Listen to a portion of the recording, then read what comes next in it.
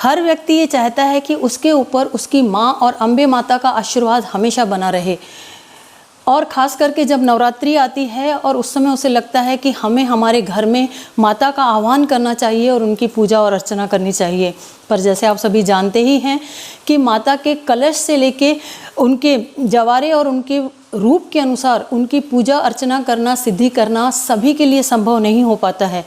ऐसे में व्यक्ति दुखी और उदास हो जाता है। तो मैं doctor Maya Masand, healer, astrologer and vastu consultant, इस वीडियो में आप लोगों के साथ एक ऐसा सरल और अद्भुत उपाय शेयर करने वाली हूँ जो अगर आप पूरे यकीन के साथ, पूरे विश्वास के साथ, पूरी आस्था के साथ अगर करेंगे तो यकीन मानिए आपके जीवन में हमेशा ही माता का आशीर्वाद रहेगा। और इस बार की नवरात्रि में माता के आशीर्वाद स्वरूप आपको मिलेगी ढेर सारी खुशियाँ, बहुत पैसा और स्वास्थ्य, जो कि बहुत ज़्यादा ज़रूरी है।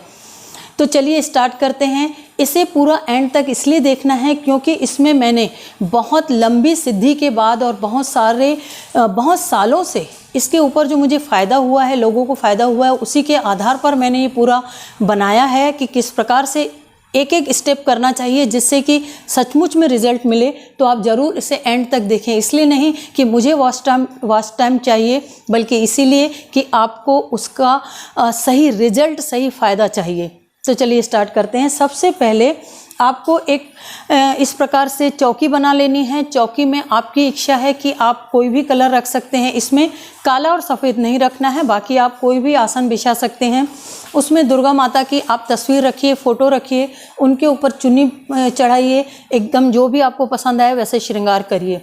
इसमें जो रखना है एक नारियल, जो कि कलश नहीं बनाना है, सिर्फ रखना है। उसे एंड में बताऊंगी कि उसे किस प्रकार से आपको उपयोग करना है जिससे आपके घर के वास्तु दोष भी ठीक हों और बहुत सारे और अच्छे फ़ायदे भी हों।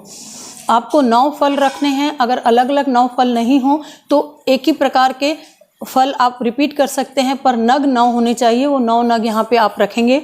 उसके बाद एक कटोरी में आपको रखना है शहद और गुड़। गुड़ तो आपको बाद में गाय को खिला देना है इस प्रोसेस के बाद, और जो शहद रहेगा उसका स्पेशल उपयोग करेंगे जिससे कि आपके घर में हमेशा पैसे की और व्यापार की बरकत रहे। उसके बाद आपको लेनी है एक ये थाली, ज़्यादा किनारी नहीं हो। जैसे आप देख सकते हैं कि इसमें 9 सुपारियां हैं। 9 सुपारियों के अलावा बीच में 9 लौंग है, 9 छोटी इलायची है और 9 हल्दी की गांठ है। इसको आपको ऐसे डाल लेना है। सुपारी आपको मार्केट से मिल जाएगी, ये सारी चीज़ें आपको मार्केट से मिल जाएंगी। और एक कटोरी में आपको रख लेना है थोड़ा सा सिंदूर, उसमें घी डाल के उसको लिक्विड फॉर्म में बना लेना है। अब इसे करना क्या है, सबसे पहले अगर आप चाहें, अगर आप समय से मेरा वीडियो देख रहे हैं, पहले दिन से देख रहे हैं, तो आप पहले दिन से उसे 9 दिनों तक कंटिन्यू कर सकते हैं। परंतु अक्सर क्या होता है कि फीमेल्स के केस में वो सब कुछ तैयारियां जो भी रहती हैं वो एकदम से रुक जाती है अगर कोई विशेष दिन आ जाता है। तो इसलिए बेटर ये रहेगा कि जिस दिन आपको लगे कि आप शुद्ध हैं और कर सकते हैं, तो उसी दिन आप 9 माता के 9 रूपों को आप आह्वान कर लेंगे, सो दैट आपको डिपेंड नहीं रहना पड़े कि कल आप कर पाएंगे कि नहीं पूजा।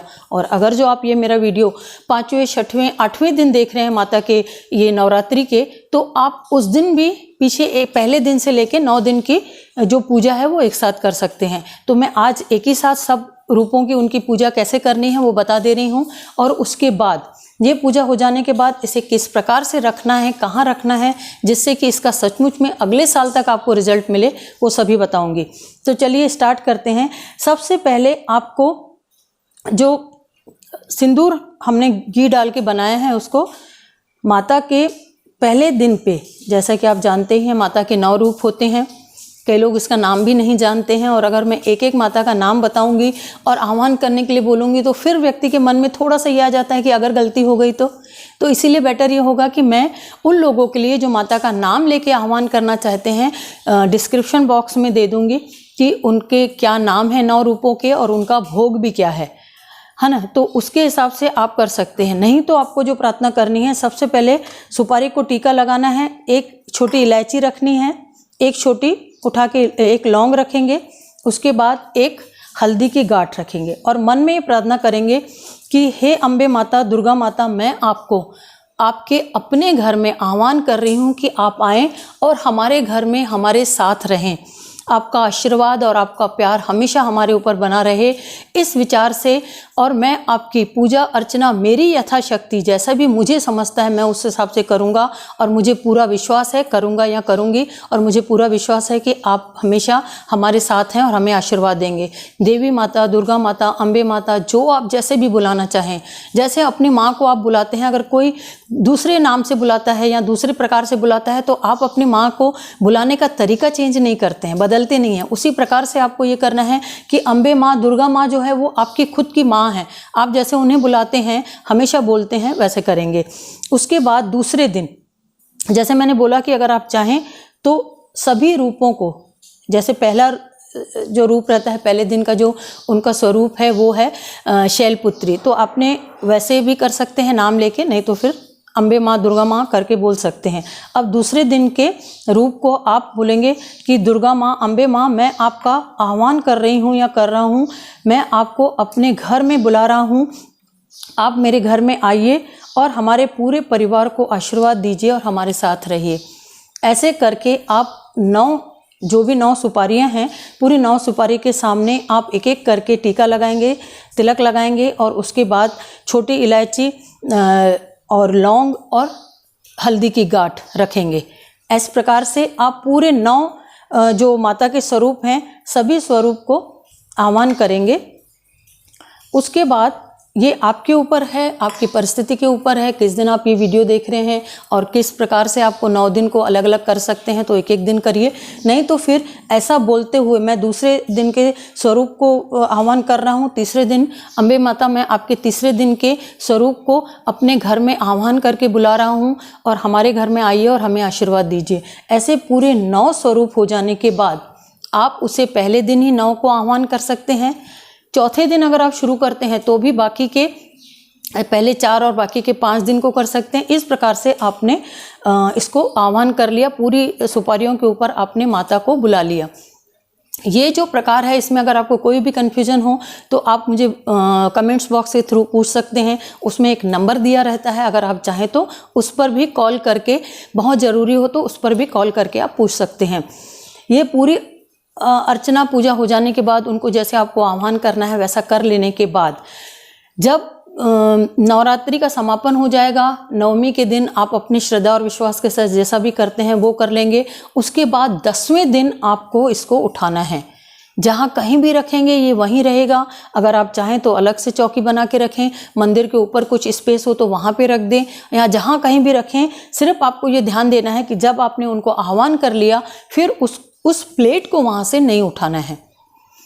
जो फ्रूट्स रहते हैं, फल रहते हैं, वो चूँकि ख़राब हो जाते हैं तो आप किसी को भी दान दे सकते हैं, उसको रखे नहीं रहना ज़रूरी नहीं है। आप 9वें दिन देंगे, 10वें दिन देंगे तो वो ख़राब हो जाएंगे, वो आप दे सकते हैं।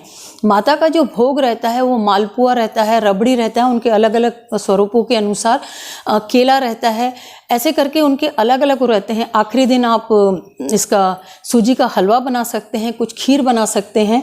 माता को दूध की चीज़ें बहुत ज़्यादा पसंद है, फलाहार पसंद है, क्योंकि उसमें इसलिए व्रत रखा जाता है। 9वें ही दिन जब समापन रहता है, 9वीं के दिन ही इसीलिए अनाज खाया जाता है। तो आप 9वीं के हिसाब से एक दिन साबूदाने की इसकी सूजी का हलवा वगैरह भी बना सकते हैं।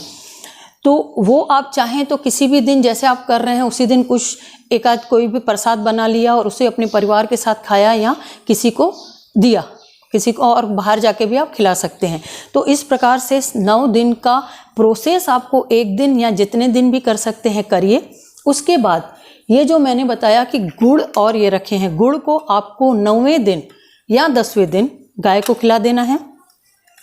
और जो ये शहद है, शहद आप कोई भी बॉटल ला सकते हैं, किसी भी प्रकार के ला सकते हैं। आप इस शहद को उठा के आपके अपनी तिजोरी में रख देंगे, बंद ही बंद, उसको खोलना नहीं है। जैसे जो भी प्रकार की, जो भी कंपनी की शहद हो आप ला सकते हैं, इसमें कोई विशेष नहीं है। आप इसे तिजोरी में, जहाँ आपकी अलमारी है, जहाँ पैसे रखते हैं, वहाँ बंद का बंद आपको रख देना है। माता का आशीर्वाद आप खुद ही महसूस करेंगे। कुछ ही महीनों में माता का आशीर्वाद इतना ज़्यादा आपके ऊपर आएगा, इतना ज़्यादा आएगा कि आपको लगेगा कि आपके घर में किसी प्रकार भी पैसे की कमी नहीं है। तो ये उपाय आपको इस प्रकार से करना है शहद के लिए। उसके बाद आता है ये नारियल। नारियल जो रहता है वो आप 3 बार इनके ऊपर घुमा देंगे। उस थाली के ऊपर जो 9 दुर्गा का आपने स्थापना की है उसमें उसके ऊपर घुमा देंगे 3 बार, और उसके बाद इसको अपने हाथ में पकड़े हुए अपने पूरे घर की 3 बार परिक्रमा कर लेंगे। जैसे मान लें आपने दरवाजे से स्टार्ट किया, पूरा घर में घूम के आए, दरवाजे तक पहुँचे, ऐसे 3 बार कर लेंगे। कई बार ये भी होता है कि उस परिवार में कोई व्यक्ति बहुत ज़्यादा डिस्टर्ब है, उसे बहुत ज़्यादा प्रॉब्लम हो रहा है, बहुत ज़्यादा नज़र टोक है या तंत्र है, जो भी है, तो ये भी कर सकते हैं कि आप घर के ऊपर घुमाने के बाद उसके ऊपर भी 7 बार ऐसे क्लॉकवाइज आप घुमा लें।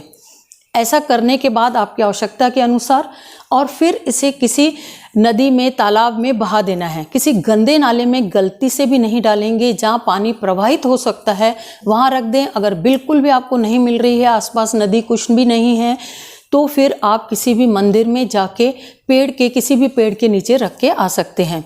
तो ये उपाय नारियल का अद्भुत उपाय है। मैं पिछले कई वीडियो में भी इसके बारे में बता चुकी हूँ, पर इस समय जो इसकी सिद्धि का प्रभाव रहता है, माता का प्रभाव रहता है, वो बहुत ज़्यादा रहता है। इसके बाद आप क्या करेंगे कि एक लाल कलर का कपड़ा लेंगे, या फिर ये भी कर सकते हैं कि माता की जो पुरानी चुन्नी आपके पास रखी हुई है उसमें आप इन सारी जो सामग्री हैं, 9 सुपारी हैं और जो भी दूसरी सामग्री है, उस सब को उठाएंगे और उसे उस कपड़े में बांध लेंगे। बांध के इसको आपके मंदिर में कहीं भी छुपा के रख देंगे। यकीन मानिए आपके ऊपर माता का आशीर्वाद बना रहेगा और इससे आपके लाइफ में किसी भी प्रकार की कोई भी कमी महसूस नहीं होगी। तो मुझे पूरी उम्मीद है, पूरा विश्वास है कि आप मेरे इस उपाय को, मैंने जो बताया है, जो कि मैंने बहुत लोगों के साथ शेयर किया है और उन्हें बहुत ही अच्छा रिजल्ट मिला है, आपको भी ज़रूर बहुत अच्छा रिजल्ट मिलेगा। और माता के ऊपर विश्वास करके आप इस उपाय को पूरी श्रद्धा और आस्था के साथ करेंगे। तो चलिए इस वीडियो में इतना ही। अगले वीडियो में मैं बहुत जल्दी मिलूंगी और आपके लाइफ में जो भी समस्या है उसके बारे में आप मुझसे डिस्कस करते रहिए। और मेरे चैनल को ज़रूर सब्सक्राइब करिए, लाइक, शेयर और सब्सक्राइब तो आपको करना ही है, ज़रूर करिएगा। जय माता दी।